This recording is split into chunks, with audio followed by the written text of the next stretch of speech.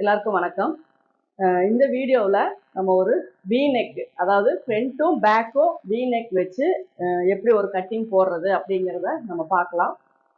Measurement வந்து நான் இதில் சொல்லும்போது நீங்கள் பார்த்துக்கோங்க.